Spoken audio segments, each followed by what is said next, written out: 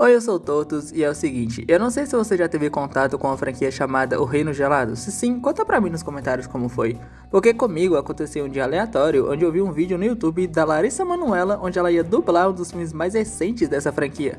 Sim, franquia. Aí na curiosidade eu fui olhar e a primeira impressão que eu tive sobre isso era, olha só, uma cópia de Let It Go. Então eu segui com a minha vida e boa. Até que eu descobri que, na verdade, esse filme não é uma cópia de Let It Go. Pra falar a verdade, ele saiu até antes de Frozen, por sinal, um pouquinho antes, mas ainda assim foi antes. E a história ela pode até adaptar o mesmo conto que Frozen adaptou, mas o bagulho é completamente diferente. E assim, quando eu terminei de assistir o primeiro filme, eu fiquei surpreso, porque ele tá longe de ser uma cópia descarada do Let It Go, mas também porque o filme ele não é ruim, mas também não é bom. Na real, é muito bizarro pra minha pobre mente que não é muito inteligente conseguir digerir. Porque tipo assim, as coisas começam com um cara aleatório fugindo de uma neve, aí durante tudo isso tem toda uma narração e tal, mas nada de tão interessante. Exceto que esse cara fugindo não era capaz de fazer espelhos que revelavam a sua verdadeira face. Então ele basicamente ia ter que ir de picolés. Por quê? Calma aí que eu te explico. Porque honestamente não dá outra, ele e a esposa vão de base, deixando duas crianças pra trás que só sobreviveram por causa de um desses espelhos mágicos. Nisso a rainha de gelo que tinha mandado essa neve pra capotar o cara que faz espelho, sabendo que ainda tinha pessoas que podiam ser um perigo pra ela, a mulher toma a decisão mais sensata possível, mandar o pior servo dela ir atrás dessa criança que sobreviveu, já que até onde ela sabia existia só uma criança. E eu sei que tá parecendo confuso e bizarro esse começo, mas confia em mim, vai piorar e vai piorar muito. Os primeiros minutos do filme são honestamente os mais fáceis de digerir, pra ser honesto. Mas enfim, nisso se passam 13 anos e a garota loira que a gente vê no começo do filme tá em um orfanato bem bizarro por sinal. E ela agora tem um furão, porque sim, filme de animação e seus bichinhos de estimação pra vender bonecos sempre existirá e você pode simplesmente aceitar esse fato. Enfim, como o furão dela se metia em problemas, também porque sim, no meio de um desses problemas, a garota acaba encontrando com esse outro garoto que também vivia ali no orfanato. E adivinha só, ele é um desenhista independente em um mundo que não valoriza os desenhistas. Suspeitosamente familiar. Mas agora, se eu te disser que esses dois têm interesse amoroso no outro, você acredita? Mas assim, eu não sei se eu deixei claro, mas você sabe que esses dois são as mesmas crianças de mais cedo no filme, né? Ou seja, eles são irmãos e por algum motivo que o filme nunca vai explicar, eles simplesmente não sabem que são irmãos. Sabem que têm irmãos, mas não sabem que eles são irmãos. A protagonista, que eu esqueci o nome, então eu vou chamar de Gelada, ela já tinha idade pra se lembrar do irmão de boas. E tipo, o filme nem explica como eles se separaram, mas ainda assim acabaram no mesmo orfanato. E tipo assim, os dois vivem ali há muito tempo, então já era mais que suficiente para eles saberem que são irmãos. Mas enfim, eu não quero pensar muito nisso. Sendo honesto, eu prefiro não pensar muito nisso. Porque sabe o troll que a Rainha das Neves mandou, o servo mais burro dela? Pois é, basicamente ele leva 13 anos, mas ele acaba achando essa tal criança, que é o Kai, vulgo o garoto pintor, que é irmão da protagonista, que eu chamo de Gelada porque eu esqueci o nome dela. Então assim, por causa disso os dois acabam descobrindo que são irmãos. E graças a Deus o filme, depois dessa revelação, finge que eles nunca tentarão transformar os dois em um casal. O problema é que enquanto o troll tenta levar o Kai, a Gelada acaba indo junto e no meio da confusão o Kai fica preso com a Rainha das Neves e a Gelada e o troll se perdem no meio do caminho. E aí o filme ele tem uns poucos minutos de lógica, porque depois disso a bizarrice vai continuar firme e forte.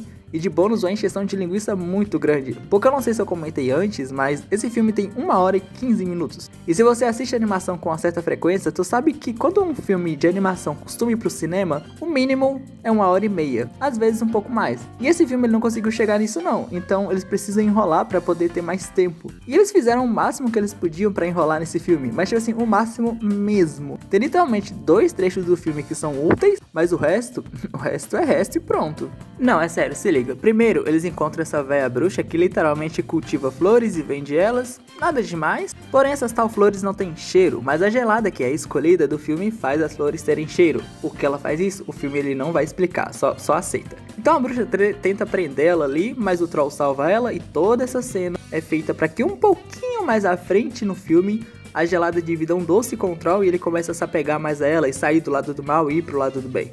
Ele nunca foi mal, mas você já viu esse tipo de história várias vezes. Depois disso, eles param nessa caverna, onde a gente descobre a origem dos Trolls e como a Rainha das Neves destruiu tudo ali e o Troll do filme acabou sendo o escravo dela. E nessa parte tem uma animação 2D, sim, o filme meteu uma animação 2D do nada, que não ironicamente é a parte mais bem animada do filme na minha opinião. Mas aí depois disso é uma palhaçada sem fim, porque do nada eles encontram esse rei biluteteia das ideias, que dividiu tudo que tinha com os filhos, só não dividiu o like que você deixou nesse vídeo, junto do comentário sonho. Sim, eu não sei onde você mora, mas aqui onde eu moro tem um pãozinho que é chamado de sonho. Então comenta sonho, por favor, sabe, aquele engajamento, você sabe como as coisas no YouTube funcionam. Mas assim, ele literalmente dividiu e divide tudo com os filhos ao meio, literalmente. Até que por causa de uma discussão a casa pega fogo, um fogo que dava pra ser contido, mas tudo bem. Tudo é destruído, mas como ele arriscou a vida pra salvar os filhos, agora todo mundo se dá bem de novo. E isso acontece em menos de 5 minutos, se eu não me engano. De que essa cena serviu, você me pergunta? Exatamente, pra nada, é a mais pura enrolação, e a enrolação mais bagunçada que eu já vi. Mas calma que fica melhor ainda. Depois deles saírem dali, eles basicamente se deparam com piratas meia boca. Eu digo meia boca porque tá tudo congelado nesse mundo, sem água líquida não dá pra viajar nem navegar, ou seja, piratas meia boca. Enfim, a Gelada troca uma ideia nada saudável com a líder da tripulação. E sim, caso você tenha reparado, essa mulher, assim como todas que apareceu até agora no filme, tem comissões de frente gigantes. Isso num filme que supostamente deveria ser mais infantil que a maioria. Enfim, logo a filha dela aparece e leva a Gelada pro interrogatório, onde ela dá uma de maldosa e perigosa. E literalmente na cena seguinte ela age como se as duas fossem melhores amigas. Nada aconteceu pra de repente a personagem mudar de atitude.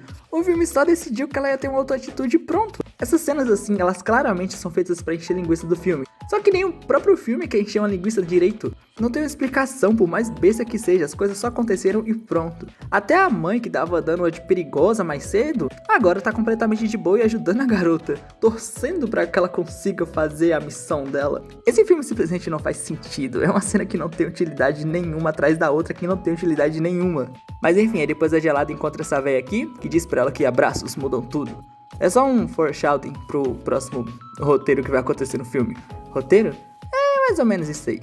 E assim, se eu não me engano, ela também conta a história da Rainha de Gelo. Basicamente uma criança excluída que desejou que todo mundo virasse gelo. E aí o coração dela se congelou. E ela virou essa rainha maligna do mal, que é do mal porque é do mal. E eu sei que eu literalmente acabei de dar explicações pra ela ser do mal, o famoso passado do vilão. Mas é que parece que a criança e a Rainha de Gelo são pessoas completamente diferentes.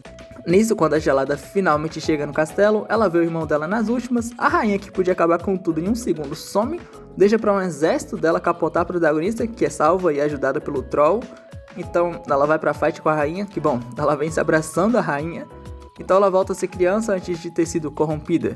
Mas aparentemente ainda tem poderes, já que ela descongela o irmão da Gelada. E eles seguem em frente rumo a só Deus sabe onde, porque o filme não explica. Eu não fiquei pra ver os créditos, pra ver se eles têm essa nova tradição, entre aspas, de contar o que aconteceu no filme com os créditos.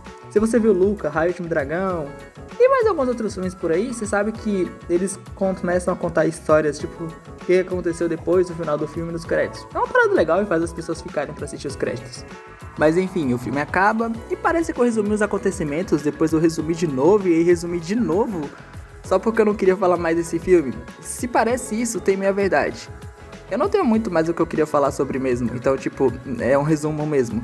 Mas eu não resumi o resumo do resumo. É só que as coisas que acontecem no final do filme são tão rápidas, tão simples, que dá pra resumir muito fácil. Mas enfim, obrigado por me ouvir até aqui. Se tiver uma próxima, eu te vejo nela.